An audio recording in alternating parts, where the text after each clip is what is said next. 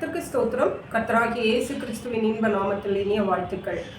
இந்த ஊழியத்தின் பாதை என்ற நிகழ்ச்சியின் தியானத்திற்காக ஜெபித்த பொழுது தேவன் தந்த வசனம் உன்னத பாட்டின் புஸ்தகம் 2ஆம் அதிகாரம் 15ஆம் வசனம். திராட்சை தோட்டங்களை கெடுக்கிற குழி நரிகளையும் சிறு நரிகளையும் நமக்கு பிடியுங்கள். நம்முடைய திராட்சை தோட்டங்கள் பூவும் பிஞ்சுமாயிருக்கிறதே. நம்முடைய கர்த்தராகிய இயேசு கிறிஸ்து நாம் ஒவ்வொருவரையும் உண்மை உள்ளவர்கள் என்று எண்ணி நம்முடைய கரங்களிலே அவருடைய ஊழியங்களை அவருடைய சித்தத்தின்படி, தயவுள்ள சித்தத்தின்படி கொடுத்திருக்கிறார். ஹல்லேலூயா. இந்த ஊழியங்களை தான் இங்கே இந்த வசனம் திராட்சை தோட்டங்கள் என்று சொல்லுகிறது. திராட்சை தோட்டங்களை கெடுக்கிற குழி நரிகள், நம்முடைய கரங்களிலே தேவன் தந்திருக்கிற இந்த ஊழியங்களை கெடுத்து போடும்படியாக குழி நரிகளும் சிறு நரிகளும் காணப்படுகிறதா? நாம் நினைக்கிறோம் தேவனுடைய ஊழியத்தை நாம் லகுவாக செய்துவிட்டு நாம் கடந்து போய்விடலாம் என்று. ஆனால் அது அப்படி அல்ல. தேவனுடைய சித்தத்தை இந்த உலகத்திலே செய்வது மிக கடினமானது. ஏனென்றால் சாத்தானானவன் அதற்கு கொடுக்க மாட்டான், அனுமதிக்க மாட்டான். ஹல்லேலூயா. அவனுடைய தடைகளை எல்லாம் ஜெயித்து தான் நாம் தேவனுடைய ராஜ்யத்தை இந்த உலகத்திலே நாம் கட்ட வேண்டியது அவசியமாக இருக்கிறது. நம்முடைய கரங்களிலே தேவன் தந்திருக்கிற இந்த ஊழியங்களிலே அதை கெடுத்தும் போடும்படியான குழி நரிகள், சிறு நரிகள் காணப்படுகிறது. இது என்றால் நரிகள் என்று அல்ல, இது மனுஷர்களை குறிக்கிறது, சாத்தானை குறிக்கிறது. சாத்தான் மனுஷர்கள் மூலமாக ஊழியங்களுக்கு விரோதமாக கிரியை செய்வார். அது ஊழியத்தின் உள்ளே உள்ளவர்களாகவும் இருக்கலாம், ஊழியத்தின் வெளியே உள்ளவர்களாகவும் இருக்கலாம். ஒவ்வொரு தேவனுடைய ஊழியர்களும் இந்த குழி நரிகளையும் சிறு நரிகளையும் அடையாளம் கண்டு கொள்ளுகிறவர்களாக காணப்பட வேண்டும். நாம் அடையாளம் காணப்பட்டு அதற்குரிய காரியங்களை நாம் செய்யாவிட்டால் அவைகள் ஊழியங்களை கெடுத்து போய்விடும். ஆகவே தான் தேவன் இங்கே இன்றைக்கு நமக்கு இவைகளை ஞாபகப்படுத்த விரும்புகிறார். ஊழியம் என்று நாம் தேவனுடைய சமூகத்திலே காத்திருந்து ஜெபித்து தேவனுடைய சித்தத்தை நாம் இந்த உலகத்திலே செய்துவிட்டு போய்விடலாம் என்று நாம் நினைப்போமானால் அது தவறானது. ஊழியத்தை குறித்ததான சிந்தை, ஊழியத்தை குறித்ததான பாரம், ஊழியத்துக்காக ஜெபிக்கிற காரியங்கள், ஊழியத்துக்காக தேவனிடத்திலே உதவிகளை கேட்கிற காரியங்கள் எல்லாம் நம்மிடத்தில் காணப்பட வேண்டும். அப்பொழுதுதான் இந்த குழி நரிகளையும் சிறு நரிகளையும் நாம் அடையாளம் கண்டு கொண்டு அவைகள் நம்முடைய ஊழியங்களை அழித்து போட்டு விடாதபடிக்கு நாம் அவைகளை மேற்கொள்ளும்படியாக தேவன் நமக்கு கிருபை செய்வார். ஹல்லேலூயா. நல்ல பாடல்களை பாடிவிடலாம், நல்ல பிரசங்கங்களை பண்ணிவிடலாம், நல்ல ஜெபங்களை பண்ணி அற்புதங்களை கூட செய்து விடலாம். ஆனால் ஊழியங்களுக்கு விரோதமாக குழி நரிகள் சிறு நரிகள் இருக்கிறது என்பதை நாம் மறந்து போகக்கூடாது. அதற்காக தேவனுடைய சமூகத்திலே நாம் காத்திருந்து அவைகளை அடையாளம் கொண்டு அவைகளை நாம் களைந்து போடும்படியாக தேவனிடத்திலே கிருபைகளையும் பலனையும் ஞானத்தையும் பெற்றுக்கொண்டு நாம் ஊழியங்களிலே ஊழிய பணிகளை செய்கிறவர்களாக காணப்பட வேண்டும். நம்முடைய திராட்சை தோட்டங்கள் பூவும் பிஞ்சுமாயிருக்கிறதே. ஹல்லேலூயா. ஏனென்றால் நாம் கடினப்பட்டு உபவாசங்களிலும் கண்விழிப்புகளிலும் நாம் பல்வேறு தியாகங்கள் செய்து தேவனுடைய சித்தத்தை செய்து கொண்டிருக்கிற இந்த ஊழிய பணித்தலங்கள் பூவும் பிஞ்சுமாயிருக்கிறது. ஹல்லேலூயா. தேவனுடைய ராஜ்யத்துக்கென்று அவைகள் ஆயத்தமாயிருக்கிறது, அவைகள் கனி கொடுக்க ஆயத்தமாயிருக்கிறது.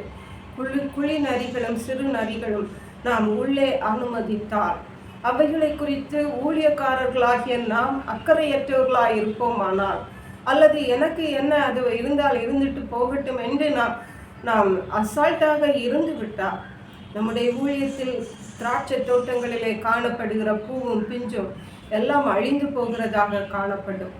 ஊழியம் பணித்தலங்களிலே நாம் கனிகளை பார்க்க முடியாமல் போய்விடும்.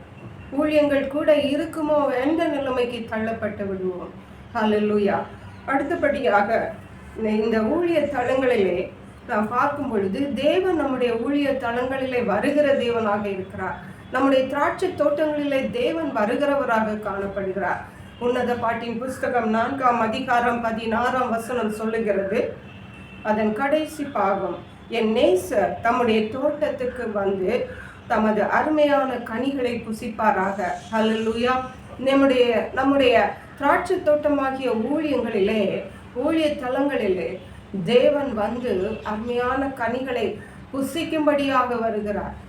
எப்பொழுது வருவார் என்றால், இந்த வசனத்தின் முதல் பாகம் சொல்லுகிறது, வாடியை எழும்பு, தென்றலை வா, கந்த பிசின் வடியை என் தோட்டத்தில் வீசு. ஹல்லேலூயா. வாடையை எழும்பு, தென்றலின் கந்த பிசின்கள், இவைகளெல்லாம் ஊழியக்காரர்களாகிய நம்முடைய சாட்சிகளை குறிக்கிறது. நம்முடைய குடும்பத்தினருடைய சாட்சிகளை குறிக்கிறது. நம்முடைய விசுவாசிகளுடைய சாட்சிகளை குறிக்கிறது. திராட்சை தோட்டத்தில் உள்ளவர்களுடைய சாட்சிகளை குறிக்கிறது. ஒவ்வொரு தேவனுடைய ஊழியர்களுக்கும் குடும்பங்களுக்கும் சாட்சியின் அனுபவம் மிக மிக இன்றிமையானதாக காணப்படுகிறது. ஹல்லேலூயா.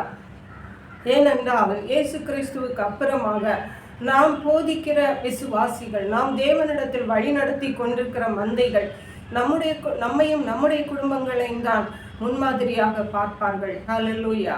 மட்டுமல்ல, தேவனும் நம்மை அது எதிர்பார்க்கிறார். நம்முடைய சாட்சிகள் நறுமணம் உள்ளவைகளாக, மற்றவர்களுக்கு முன்பாக நல்ல மனம் வீசுகிறவைகளாக காணப்பட வேண்டியது அவசியமாயிருக்கிறது. வெளிப்படுத்தின விசேஷம் 12ஆம் அதிகாரம் 11ஆம் வசனத்தில் சொல்லப்பட்டிருக்கிறது, மரணம் நேரிடுகிறதா இருந்தாலும் அதற்கு தப்பும்படி தங்கள் ஜீவனையும் பாராமல் ஆட்டுக்குட்டியின் இரத்தத்தினாலும் தங்கள் சாட்சியின் வசனத்தினாலும் அவனை ஜெயித்தார்கள் என்று சொல்லப்பட்டிருக்கிறது. சாத்தானை ஜெயிக்கும்படியாக சாட்சியின் வசனம் நமக்கு தேவைப்படுகிறது. ஆகவே நம்முடைய சாட்சி யார் என்ன வேண்டுமானாலும் சொல்லிவிட்டு போகட்டும் என்று நாம் அசால்ட்டாக இருந்து விட்டார், நாம் இந்த தேவன் நம்முடைய தோட்டங்களிலே, நம்முடைய ஊழிய களங்களிலே அவர் வந்து கனிகளை புசிக்க முடியாது, நாம் சாத்தானை ஜெயிக்க முடியாது என்று நாம் தெரிந்து கொள்ள வேண்டும். ஹல்லேலூயா. இரண்டாவதாக ஏசாயா எழுதின புஸ்தகத்திலே 5ஆம் அதிகாரம் 1 முதல் 5 வரை உள்ள வசனங்களை வாசிக்கும் பொழுது நாம் யாவருக்கும் தெரிந்தவைகளே.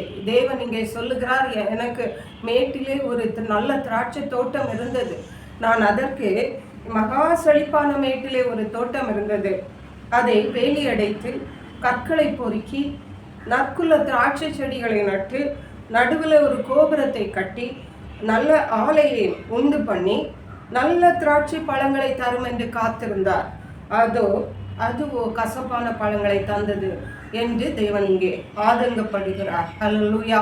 இந்த திராட்சை தோட்டம் யார்? தேவன் அவருடைய ஊழியத்துக்கென்று அழைத்திருக்கிற நாம் ஒவ்வொருவருமே நம்முடைய வாழ்க்கையை நாம் சற்று திரும்பி பார்க்கும் பொழுது நாம் வேலையற்றவர்களாக, பாவங்களாகிய சாபங்களாகிய கற்கள் நிறைந்தவர்களாக நாம் காணப்பட்டோம். ஆனால் தேவன் நம்முடைய வாழ்க்கையை திருத்தி அதை வேலையடைத்து பகைவர்கள் சாத்தான் வந்து சூறையாடி விடாதபடிக்கு அதை வேலையடைத்து நம்முடைய பாவங்களை எல்லாம் மன்னித்து அதை நம்மை விட்டு மாற்றி, கார்மேகம் போன்ற பாவங்களை எல்லாம் நம்மை விட்டு மாற்றி அவர் திராட்சை தோட்டத்திலே நட்டார். அவருடைய ஊழிய தோட்டத்திலே, அவருடைய திராட்சை தோட்டத்திலே நம்மை நட்டு ஒரு ஆலையை உண்டு பண்ணினார். நம்முடைய கரங்களிலே ஒரு ஊழியத்தை தேவன் கொடுத்தார். ஹல்லேலூயா. நல்ல திராட்சை பழங்களை தரும் என்று காத்திருந்தார். ஆனால் நம்முடைய வாழ்க்கையிலே தேவன் நல்ல திராட்சை பழங்களை, நல்ல கனிகளை தரும் என்று கொடுப்போம் என்று எதிர்பார்த்திருக்கிறார். ஆனால் நாமோ கசப்பான பழங்களை கொடுத்து விட்டோம் என்று தேவன் சொல்லுகிறார். ஊழிய களங்களிலே நாட்டப்பட்டிருக்கிற நாம், தேவனுடைய ஊழியத்தின் நாற்றுகளாக நாட்டப்பட்டிருக்கிற நாம் நல்ல கனிகளை தேவனுக்கு கொடுக்கிறவர்களாக காணப்பட வேண்டும். தேவன் விரும்பாத எந்த கனிகளும் நமக்கு தேவையில்லை. அது உலகத்தில் எவ்வளவு பெரிய மதிப்புள்ள காரியங்களை, லாபமான காரியங்களை நமக்கு கொடுத்தாலும் அது நமக்கு தேவையில்லை. ஏனென்றால் நாம் தேவனால் அழைக்கப்பட்ட நாம், ஊழியம் செய்கிறவர்களாகிய நாம் சுதந்திரிக்க போகிற தேவனுடைய மாறாத பரிசு அது நித்தியமானது. ஹல்லேலூயா. இந்த உலகத்தின் ஆதாயங்களுக்காக, இச்சைகளுக்காக நாம் எதையும் விட்டுவிடாதபடி தேவன் நம்மை எதற்காக அழைத்து நல்ல கனிகளை கொடுக்கும்படியாக அழைத்தது போல நல்ல கனிகளை கொடுப்போம். தேவன் இங்கே கீழே உள்ள வசனங்களிலே அநேக காரியங்களை ஆதங்கத்தோடு பேசுகிறார். 7ஆம் வசனத்திலே சொல்லுகிறார், சேனைகளுடைய கர்த்தருடைய திராட்சை தோட்டம் இஸ்ரவேலின் வம்சத்தாரே. ஹல்லேலூயா. தேவனால் அழைக்கப்பட்ட தேவனுடைய பிள்ளைகளாகிய நாம் தான், தேவனால் அழைக்கப்பட்ட தேவனுடைய ஊழியக்காரர்களாகிய நாம் தான் அவருடைய மனமகிழ்ச்சியின் நாற்றி யூதா மனுஷரே. அவர் நியாயத்துக்கு காத்திருந்தார், இதோ கொடுமை, நீதிக்கு காத்திருந்தார், இதோ முறைப்பாடு.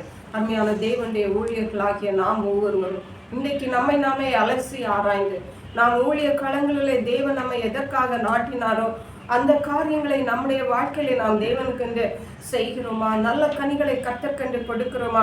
நற்சாட்சி உடையவர்களாக இருக்கிறோமா என்பதை நாம் பார்த்து நம்மை நாமே அலசி ஆராயும் போது நிச்சயமாகவே நாம் தேவனுக்கு பிரியமான அவருடைய சித்தத்தின்படியான ஊழியங்களை நாம் செய்ய முடியும். நமக்கு விரோதமாக இருக்கிற குழி நரிகளையும் சிறு நரிகளையும் நாம் அடையாளம் கண்டு கொண்டு அவைகளை நாம் பிடித்து அவைகளை நம்மை விட்டு நம்முடைய ஊழிய களங்களை விட்டு அகற்ற முடியும்.